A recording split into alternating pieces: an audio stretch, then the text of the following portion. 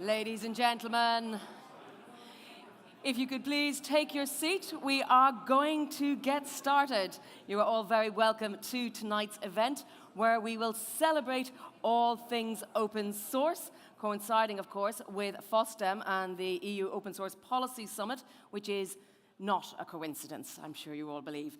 My name's Jennifer Baker. I will be your host this evening. My job is really to guide you through the program, introduce people to the stage, and try and keep things on time. So I'm already doing really, really well.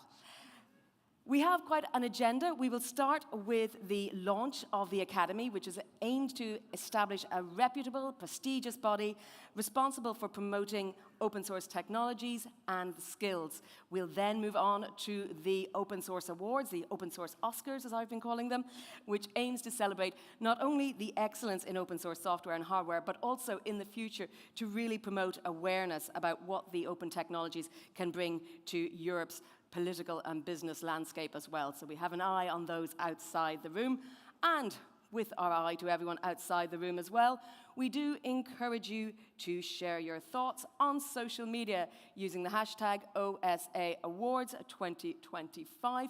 We can see up here the social media handles for LinkedIn, Mastodon, Blue Sky, YouTube. Other social media networks are available, but I couldn't possibly comment on their merits or otherwise. So keep your phones at hand. We will have lots of photo ops. We hope it'll be a very fun, celebratory evening, but I'm going to give the floor to set the stage for us and some opening remarks to Pierce O'Donoghue, Director for Future Networks at the European Commission.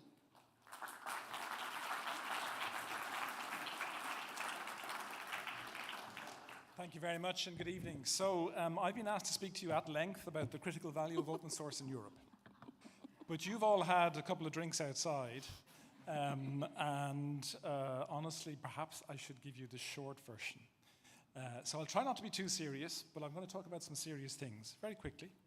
Yesterday, the Commission adopted a competitiveness compass, a roadmap for how do we achieve European competitiveness, and that focused on how does Europe have autonomy and competitiveness in critical technologies? And in particular, access to advanced digital technologies, and also to be able to control some of that technology. And that's why I'm talking about that in relation to open source. Because we have seen in relation to generations of technology how proprietary systems and platforms and software have driven disruptive innovation. But then they've also led to unhealthy oligopolies and to user lock-in, and in some cases to the slowing down of innovation.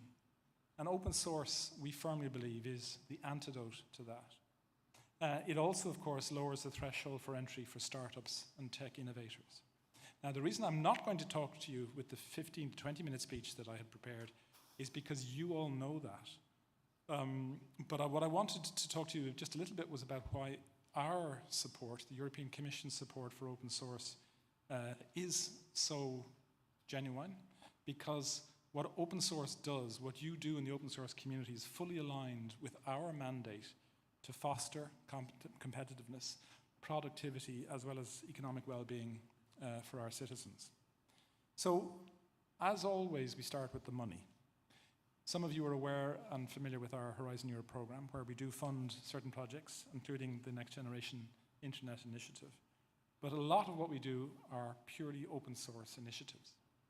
And this is important looking forward, because open source will continue to enable technologies and developments across key sectors, which may not be available if member states act on their own, if companies in Europe with the scale that they have act on their own, and faced with what is some very, very large global competitors.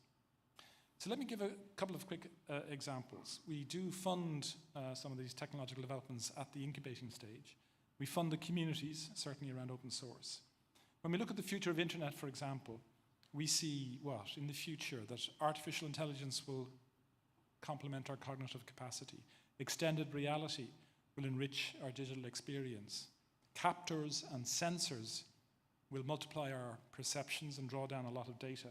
And then multilingual support will help with inclusiveness. And then we have the other outside good things like HPC and quantum. But all of that that combined experience, the virtual worlds as we're calling it, will allow a seamless digital reality. But if that integrated future is based on a proprietary software, is based on proprietary sources, then we will now be admitting already that the AI generation, the virtual worlds generation, is already going to be what we know the internet generation to be now. And that is why taking open source is so important to ensure that we unlock the innovative potential of these new technologies, and that we make sure that from the outset, small disruptive startups, European we hope, will be able to play in that space. So for example, we funded a thing called the Fediverse, which is a decentralized social media technology, which has a lot of the very good things and very few of the bad things with some of the more proprietary social platforms that we know. We have standards, in this case, the one I'm talking about, Fediverse, that's W3C's ActivityPub, which has given a federated identity management and has allowed across platforms and applications for a much more democratic, accessible, and open social platform. And then a radical other example, but one that proves that we actually practice what we preach. And we had the first annual event, or rather 1 year after the first annual event of Simple, SIMPL, which is an open source, but it's a middleware platform that not many users or consumers are ever going to hear about, we hope. It should be invisible. But it's a smart middleware that will enable cloud-to-edge federations, but it will support all of our major data initiatives. It will make the common data spaces that we are developing work together, and also therefore to fuel and enable AI. So those are important data ecosystems where the users, business users particularly, from a given sector can share data on terms set by our regulation, but in an open and market-oriented way, and on the basis of what is a fully open source stack.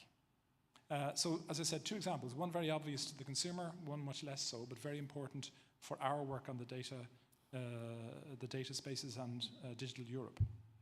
And that's just to say why we have felt for a while we need to reach down further to associate and ally ourselves with the open source community.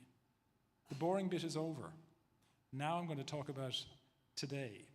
It's why the European Open Source Academy and the awards are such a good thing. At last, the open source community in Europe stops apologizing for being open source, is no longer on the defensive, is now assertive, as it should be, because of the role it plays, as I've said, in very, very important economic challenges in the geopolitical environment that we know, but also is providing an alternative, is also showing how through collaboration, through the use of that foundation approach to the collaborative, peer-reviewed approach to technologies, we can achieve openness, we can achieve much lower market entry levels for startups, which will be the driver of Europe's technological economy.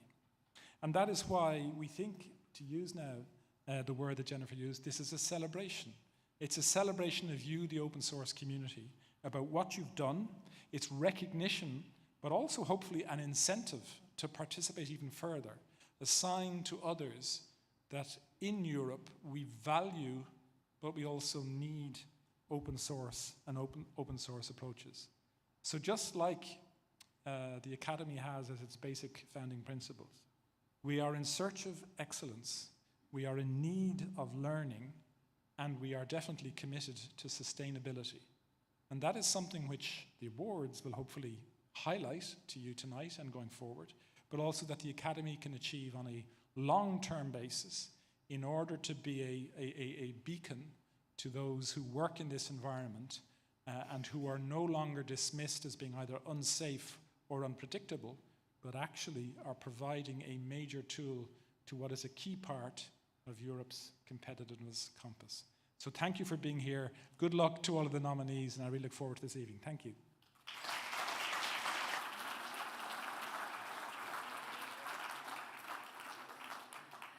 Thank you very much, Pierce. I'm sure your 38-point slide presentation will be available after the event. We are going to now look a little bit closer at the presentation of the European Open Source Academy. Piers set out why it is so important. I know we're preaching to the choir here. None of you need convincing, but we have a short video to explain a little bit more.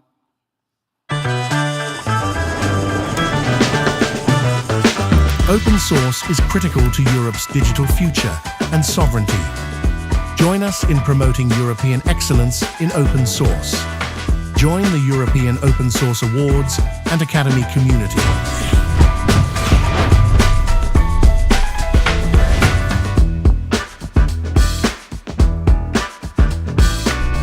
European Open Source Awards 2025.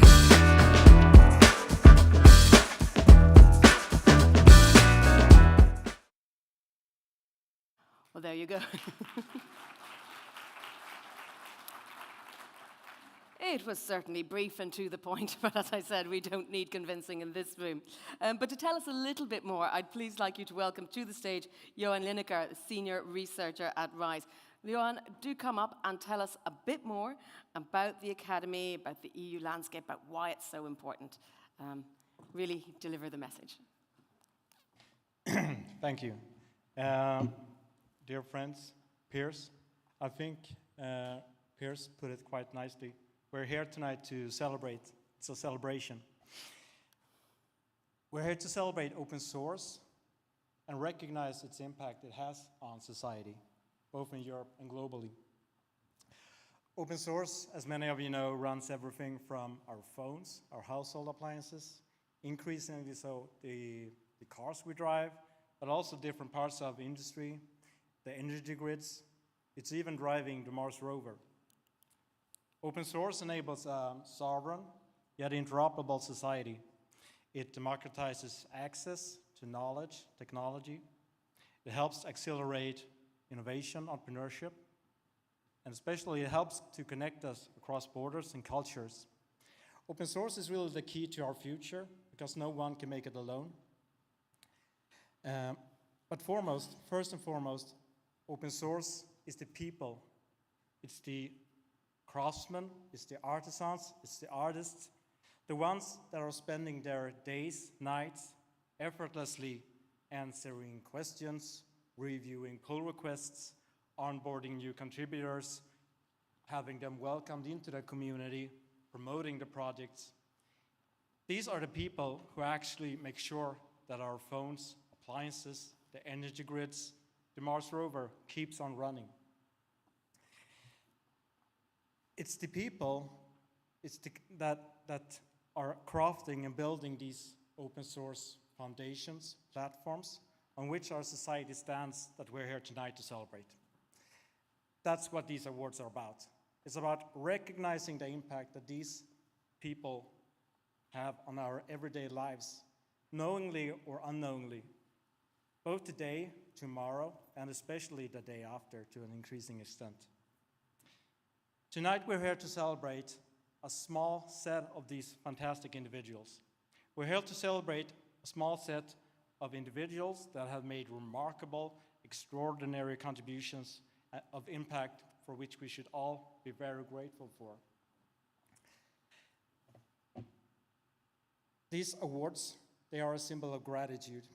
A thank you for the efforts, for the energy and time and sweat that they have put into their projects, communities, over the years throughout their lives. It's a symbol of recognition, especially from their peers, of which I consider us all in this room being a part of. However, tonight is not just about handing out the awards, it's also about the launch of a new institution, about an academy that can continue to create awareness and raise the recognition of open source technologies for years to come. So in the coming years, we in the Underpinning Project will work intensely together with the Academy to help establish it as an institution sustainably and the awards for years to come, together with a broad set of European partners, but also the broader open source ecosystem. Our goals with this project is to raise awareness and bring light to the impact that open source has on society, both in terms of economic growth, but also in promoting competition and collaboration, in promoting interoperability and sovereignty, and in promoting the freedom of choice. Our goal is also to encourage and contribute to increased release, development, collaboration, and adoption of open source technologies for years to come and across society. We will work very openly and collaboratively with the broader open source ecosystem on this. We are not alone. We are dependent on each other, so we will work across borders, across associations, institutions, across communities. We will seek out synergies with national, international, local initiatives that are aligned with our goal in recognizing the impact open source has. The Academy will initially structure itself to have a focus on business, skills development, awareness, and advocacy. They will help us to create awareness about the potential, yet the fragility of open source. It will help us to guide us into onboarding of new generations, both from youth and practitioners, as those before soon stand to retire. They will help us show the needs and opportunities for service providers, entrepreneurs, in order to sustain both to support open source adoption and sustainability, and will also help us emphasize the importance of open source as a tool for addressing societal challenges and helping those less capable grow stronger. So tonight's awardees will form the initial cohort of laureates in the Academy and will take on leading positions. We are beyond confident that these laureates will provide a robust and trusted start of this institution, an institution that we aim and hope will stand the test of time and will continue to evolve with the communities and projects it represents. Well, Johan, it's the inaugural event, so we don't know. Yeah, I guess a round of applause, of course.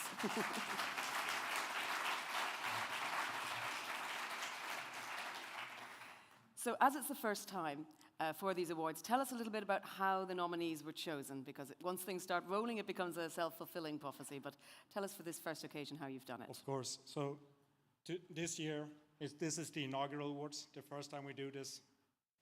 So this time we opted for an internal nomination process where we are linking the awards with the seats of the Academy. This will be a unique approach, an interim solution for this first year. And then the Academy with the founding members will work together with us and the broader ecosystem and establish the processes for future awards. Ahead of nominating our laureates, we conducted a very extensive consultation process, seeking out feedback from key individuals, stakeholders within the broader ecosystem, both European and globally, eliciting feedback both on the Academy as an institution, its structure, the potential nominees. We circulated a broader list, extended, and collected new names. And then when nominating the laureates, we look specifically at what kind of impact and recognition they have in the broader and European open source sphere and in the digital landscape, both in general, but also in connection to the different categories. We also aim for a high level of diversity and balance as these new laureates will take on leading positions. And we are also being quite thorough in avoid any biases towards the consortium. Great. Thank you very much. And I suppose that means for those who are the laureates, this is your chance to stand on a stage and say, I'd like to thank the Academy. So thank you, Johan.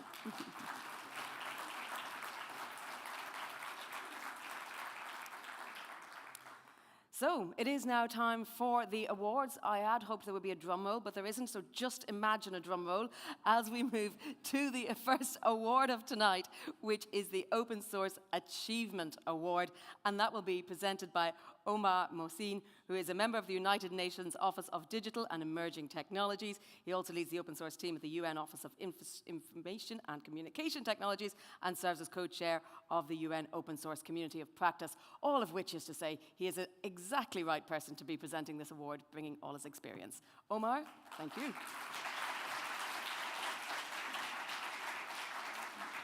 Hi, everyone. I was given 2 minutes, so I'm going to be super fast. So my name is Omar Mohsin. I'm the UN Open Source Coordinator. So Just want to start by a quick, big picture of why open source is important for us. And here, really, it's about, I represent an organization that's built after the war, where at the time 50 countries came together and said that we will never let this happen again. And the way they decided that this will never happen again is through collaboration. They decided and put it down that we have to bring together everybody towards one big goal. It's really based on the realizations that not one entity, not one nation, not one organization can deliver some of these big things, including the Sustainable Development Goals and everything.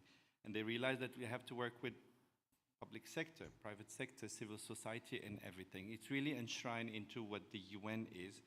And fast forward 50 years later, open source was born, and really for us is the digital embodiment of all what we stand for. It's a collaboration pushed to the extreme. It's thousands, 10,000, hundreds of thousands, probably millions of people who never meet each other, who never know each other, but they're still collaborating. They're still working, building for us these beautiful solutions that we all are using. Without it, our world will not be the same. So open source ideals, which are openness, transparency, and collaborations, are the same values that underpin the mission of the UN.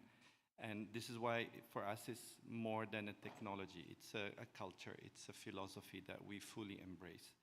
So today, we're here to celebrate the pioneers and visionaries who have paved the way for us, showing us what's possible when we embrace this principle. It's my distinct privilege to present the European Open Source Achievement Award, recognizing an individual whose work has transformed the technological landscape and whose dedication continues to strengthen open source community in Europe. So the recipient will also be invited to join as a founding member of the European Open Source Academy, serving as its first president.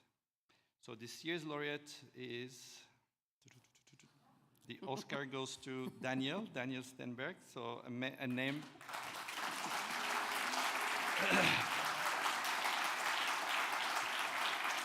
Daniel, a name many of you know. Daniel is a visionary in the open source world whose contribution has profoundly shaped the internet as we know it. Whatever app you have on your phone, whatever website you've been, you probably used some of Daniel's solutions. So he is the founder and the lead developer of Curl project and for over 2 decades. And he's been fundamental to data transfer across countless platforms and devices. So please join me in congratulating Daniel for the achievement.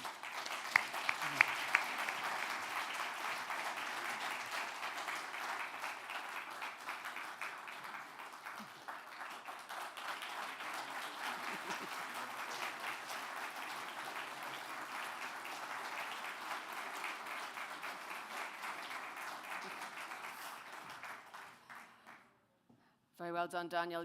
Keep the award with you when you go to give us your acceptance speech. So open source is already running the world, right? So I appreciate this added focus and awareness of open source in general. And as a small cog in this machine, it's a great honor to get this recognition. Thank you.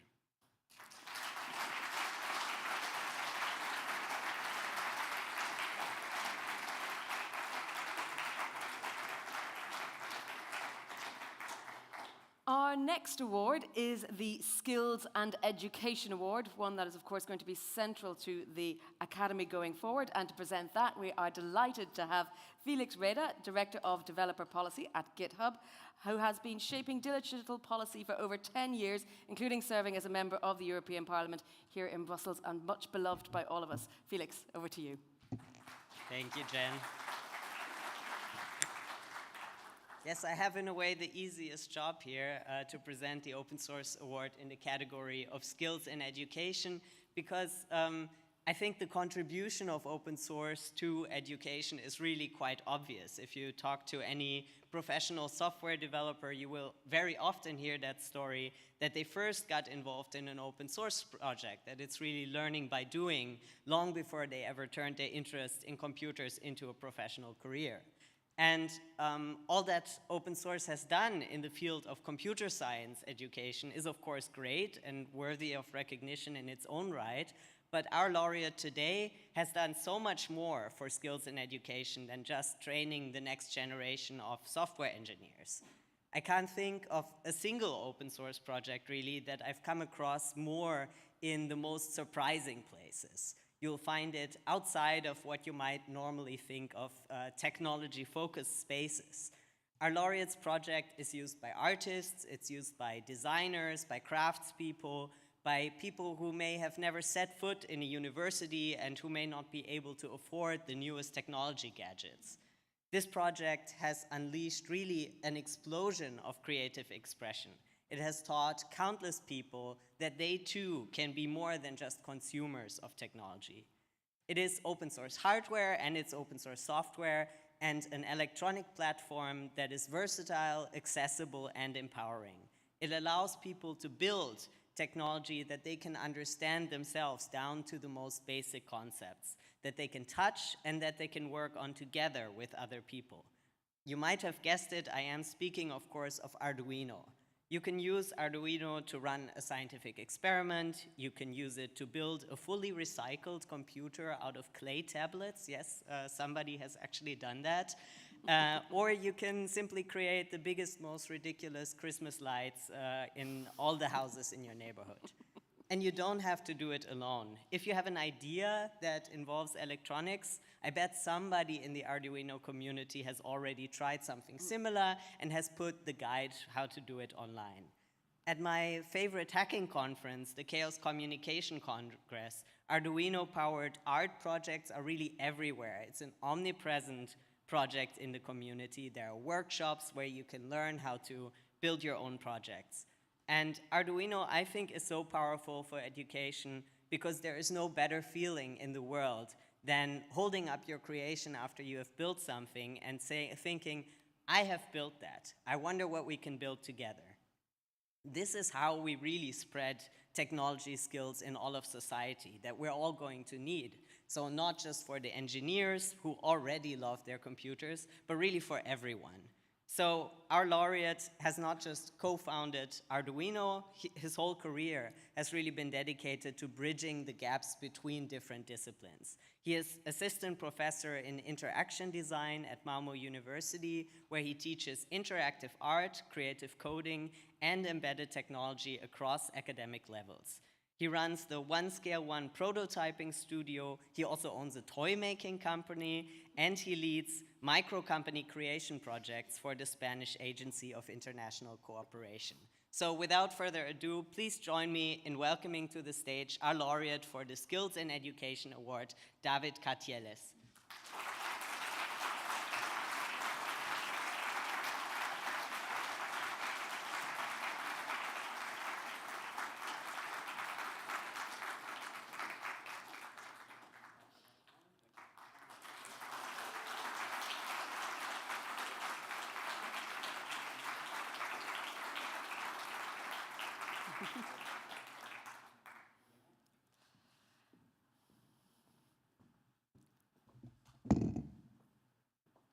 So I prepared a speech. I have too many moving parts. I'll hold that. We don't want it to fall. It's okay. It's not going to fall. So I come from a place where we actually don't use so many adjectives. And I'm almost never nervous with these things, but today I am. To the point that I lost my tag for my backpack. So if you find it, the hard drive is encrypted anyway.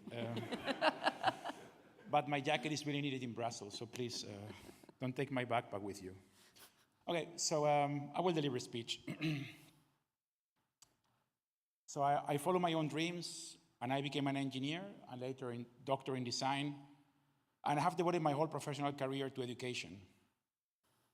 After a short professional experience, where I was designing microchips at Infineon, I became a teacher at an art and design school in Sweden. I taught and still teach programming and electronics to artists and designers. As a side effect, I co-authored what probably is the most copied piece of educational hardware until today, Arduino. Hardware that we decided to publish under an open license. It was 2005, and back then, making something open was a naive movement. Sorry, I'm getting a lot of notifications.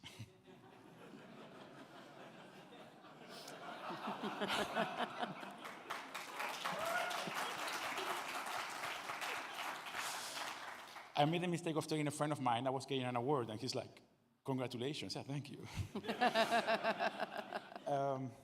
So in 2005, making something open was a naive movement that had a certain political nature. We were all the hippies of hardware, but we believed that open licenses were the way to ensure full access to the tools for students and researchers. We were part of the emergent movement happening at the global scale, and we were really, really lucky to arrive early. The open reached everything. Before us, it was about the immaterial. It was software, it was the written word, or music. After us, any kind of physical artifact could be put under an open license. Design files for computers, but also for chairs, and laboratory tools were released. Today, we even talk about open business models. Openness went from being a club of misfits to be what everyone wanted to be. Being a hacker was all about being dangerous and strangely illegal. You see pictures of me with a black hoodie at some point. Nowadays, it's what parents want for their kids, fueled by stories of economic success. 20 years later, means 2025, openness has been commodified, and the consequences of that are starting to show in our everyday life. While the general public uses open source unknowingly, the strong political values and the ethical codes that commanded the creation of the movement are vanishing in the guts of global corporate structures. Yes, it's a political statement, by the way. This is the moment to address the elephant in the room. We now live in a world where some claim to be creating open source LLMs running on the public cloud, but neither are the LLMs open, nor is the cloud public. I believe we're here today to reconduct the path of the open where it should be, closer to a world of solidarity, companionship, and social development. With this being said, I would like to thank to all of those who supported me in the way, my colleagues and students at Malmö University, the community members at Arduino, my friends, and my family. Thank you so much.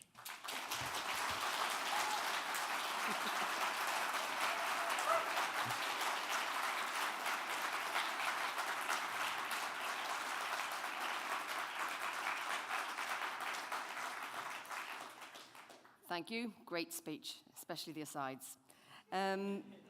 Our next award is the Business and Impact Award.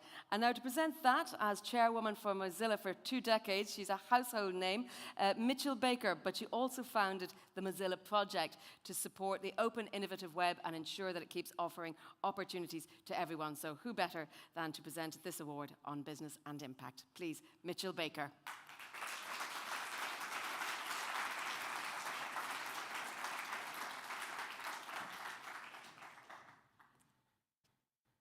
Well, good evening. It's an honor to be here at the inaugural European Open Source Awards. And it was one of life's great benefits to be in open source in the early days. We've heard about 2005, and of course, there was a decade before that as well. Deep in the darkness of the oddity of open, and the oddity of collaboration, and the oddity of benefit for a community. Mozilla has always championed open source as more than a development model, but as a philosophy for innovation and also the empowerment of individuals, of education, but of people being able to learn and contribute, even if they aren't lucky enough to go to one of the world's great universities.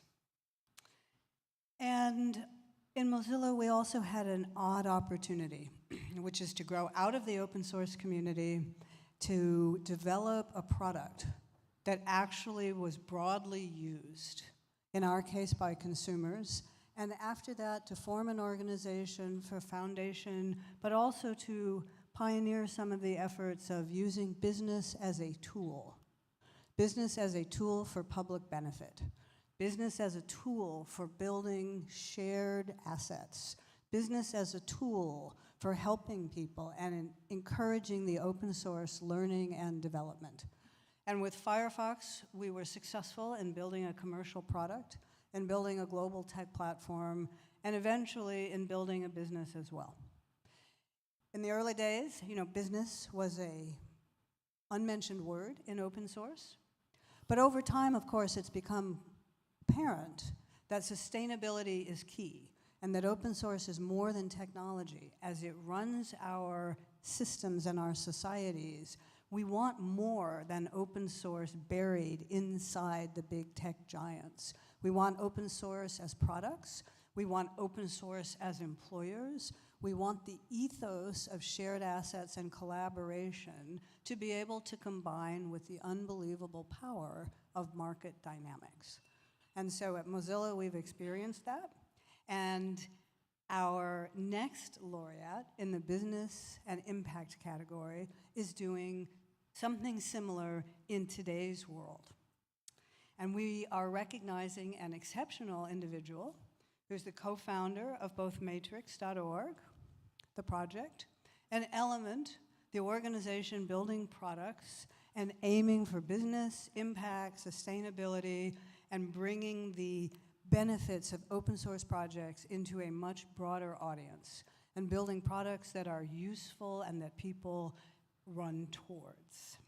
By creating open, interoperable, and secure tools, our laureate have provided people with an alternative to closed proprietary systems, advancing not just technology, but trust and accessibility, and business and the scope of impact. The laureate's work highlights how open source can combine with business and create solutions that benefit people as a social asset, but also as a tool in their own work and in their own systems. This award serves as a reminder of the immense value that open source brings and the combination of open source ethos and projects with productization and business can lead us forward. And so I'd like to congratulate and welcome Amandine Lepape, who is our laureate in this category. Please join me.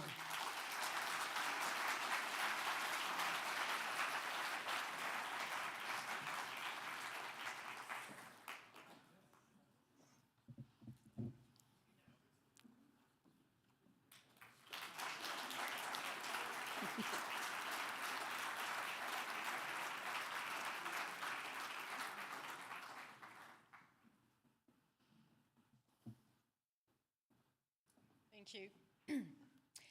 So it's a true honor to receive this first Business and Impact Award and join the Academy, and even more special to receive it from the hands of Mitchell, so thank you for all the kind words.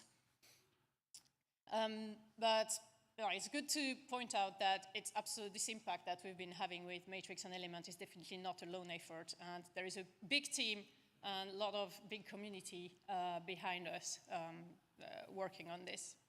So as a quick context, basically, I've been spending the last 10 years building Element as an open source end-to-end encrypted and decentralized alternative to Teams and selling it to mostly public sector, governments, and IGOs like NATO and the UN so that they could basically get sovereignty in their communication and keep the security of end-to-end encryption on the transparent and open source basis. Element is built on this Matrix open standard, and that's really what allows people to run their own deployment and communicate with third parties while still being sovereign. That has led, among others, to countries like France and Germany starting to work together, connecting their own deployments and bringing with them several other European countries into this big secure network. They've been able to do this. We've been able to provide them with sovereignty and security because they have chosen the route of open source and open standard. So it's rewarding to see that technology enabling such sovereignty-preserving collaboration to basically be recognized for it. And it means a lot that this community is recognizing me. So that said, it's been thrilling to see all this open source frenzy, if we can say it. All governments are pushing for it. Europe is pushing for it. The awareness is growing and everyone is pushing for open standard. But it's also been very hard to change the mindset and procurement processes around buying open source. And it's unclear to a lot of organizations what type of financial support the open source companies, the open source businesses actually need to be able to build products which can compete with big tech alternatives. You cannot build a product which is as good as a big tech one if you don't have the same size of team to bring the same polish, the same usability, the same quality. Some organizations are taking the right steps towards it. We can see, for example, Zendis in Germany mandating subscription for their open desk product, but some others are still using the old ways, buying feature development, but who is going to maintain them? Hiring their own developers to contribute code, who is going to maintain it? How does it fit with the product direction they're contributing to, or even worse, freeloading? So often it's due to external constraints, limited budget in public sector, very strict procurement frameworks, and these sort of things. But I'm really looking forward to use my presence in the academy to actually work on this with the rest of the ecosystem to really pass on this message, try to change how people work with open source businesses and bring the impact and the value of open source to a wider group and a wider audience. So thank you again for your trust.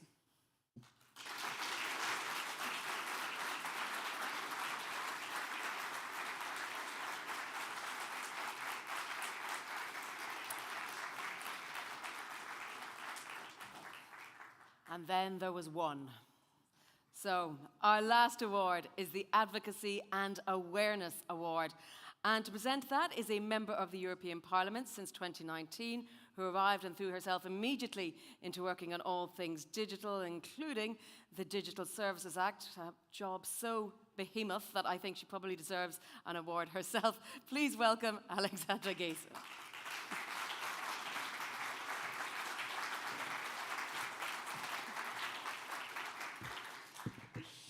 Ladies and gentlemen, I'm not going to lecture you tonight about the benefits of open source because it was your community who taught me about them. I would like to speak about values tonight. And I don't know about you, but it's been 10 days that there's one image burned in my mind, and it is the tech oligarchs standing behind the US President Trump and then sitting in the first row in front of his cabinet. What do they stand for? What does that image stand for? It stands for a closed circle of enormous power and of enormous wealth. It stands for intransparency, for intransparent algorithms, for the intransparency of their data practices, of their surveillance system. And it stands for the spread of mis- and disinformation. How do we counter that? How can we fight for freedom and for democracy? With 3 values, and you might recognize them. Openness, to be able to see what we do and to build on each other's great solution. Transparency that allows for democratic accountability. And knowledge, which allows us to take fact-based decisions, which as a collectivity make our lives better. And for this reason, I'm very, very honored tonight to be able to celebrate a laureate who has dedicated her work and her life to these values. She is an open knowledge advocate whose leadership on Wikidata has led it to become one of the most influential open data projects. And through her work over the last 10 years with Wikimedia, she has helped advocate for the interest of the open knowledge movement while simultaneously democratizing access to structured knowledge for developers, for researchers, and for the greater public. Her tireless efforts in championing open data principles have not only strengthened the Wikimedia ecosystem, but have also inspired a global community to embrace collaboration and transparency. And her advocacy extends to fostering inclusion and diversity, within the open source and open knowledge movements, and that's something we need in this world in this moment. Ladies and gentlemen, the Advocacy and Awareness Award goes to Lydia Pincher.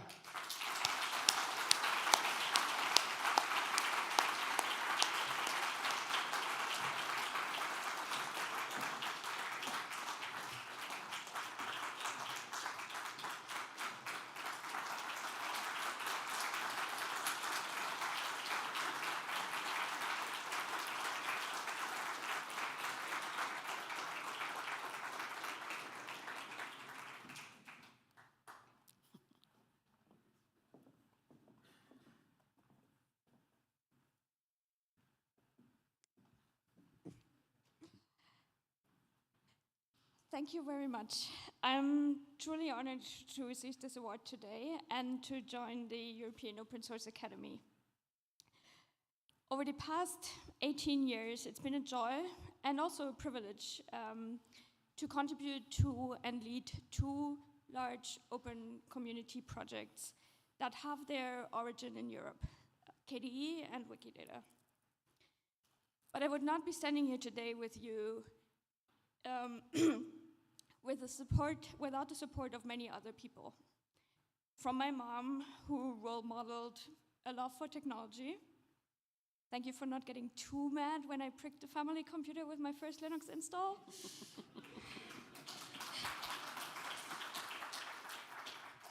To the countless others who opened doors for me and said, yes, you can, along the way.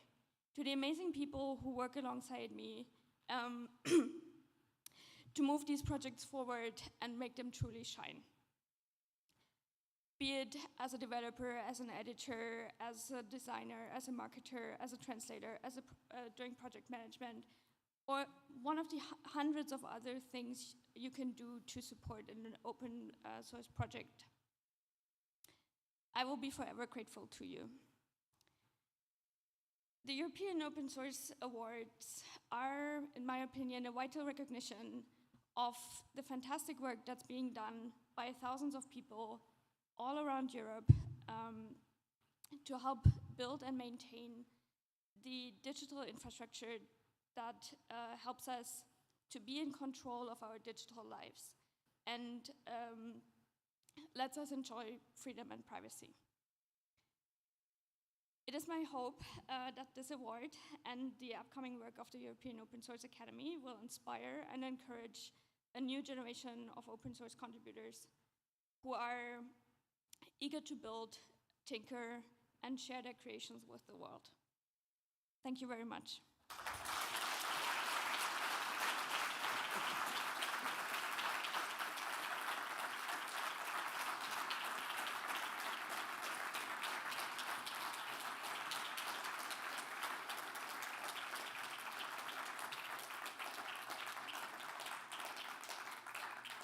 Well, thank you, and very well done to all our laureates, and thank you again to all of those coming up to talk about why they are so important for the work. We can get a big round of applause for everyone who was involved in the awards.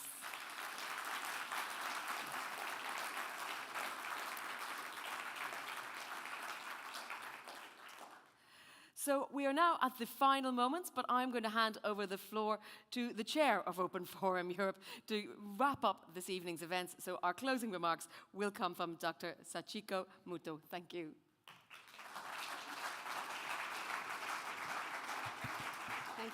Thank you, Jennifer.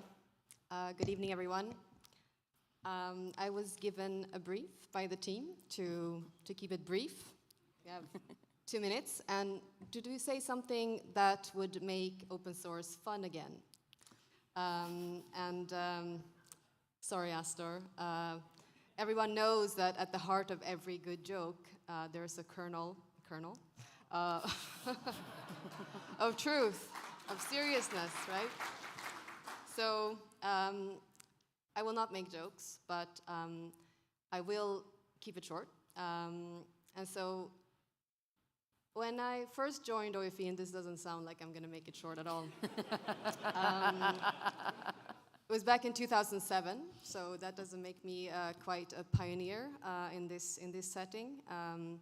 But it was a while ago, and it was nice tonight to see some of the people that I actually met more than 20 years ago now. So Michelle, nice to see you tonight, and Jochen, and a few others, Morten also here. In any case, when I joined OFE, there was this sort of notion that we should bring open source from the back room to the boardroom. And I think that we weren't at that time thinking about bringing it to the ballroom, but yet here we are. And it's nice to see everybody looking nice, cleaned up nicely.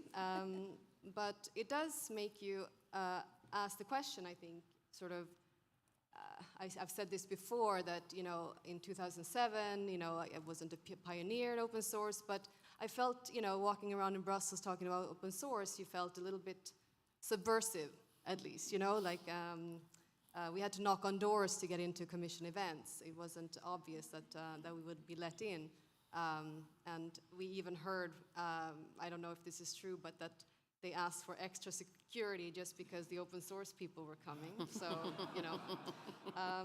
so those were the days. And looking at the room now, it does make me ask the question, what happens when you take something that used to be disruptive, now that it's become sort of part of the establishment, or at least it looks like it's part of the establishment. The question I'm asking myself is, what can we do to make sure that open source stays innovative, even as it's becoming sort of institutionalized and regulated? A lot of people are talking about that in the last year or so. There's been a lot of talk about sort of regulation of open source, and some see it as a threat to open source. I've always said that it's a sort of natural consequence of the importance that open source is playing in society, that it's going to become regulated. But the still important questions to ask is how do we make sure that open source stays innovative? In the opening segment, we heard from both peers, and I think Johan listed some of the accomplishments of open source. And I think that through open innovation, we can achieve even bigger things. But we can't take for granted that this sort of open collaboration is going to continue to deliver like this for the future and for the world. We have to understand that it's being challenged and that there are threats. And one of those threats is not regulation, but the notion of the graying of open source, and the challenge to attract a new generation to open source. And we were happy to be able to celebrate an award and sort of an unsung hero of open source, or several, this evening. But there's also the question about how do we keep attracting young people, young, disruptive people who are not part of the establishment and even part of the open source establishment, because we have to recognize that even if we look at ourselves and we think that we are disruptive, we're open source, it's still, we're still part of the establishment now in this room. So that's important. And so I think, that's just what I'm going to leave you guys with. What can you do to make sure that, that as open source comes of age, it doesn't just age, but it evolves, and it stays young and disruptive. And I'm going to do my part by pledging that next year I won't do the closing speech at this event, but I'll hand the microphone over to somebody below the age of 50. Right, and that was indeed the joke, because as anybody who knows me knows, you'll have to take the microphone from my dead cold hands. So with that, thank you also very, very much for coming, and enjoy the rest of the evening.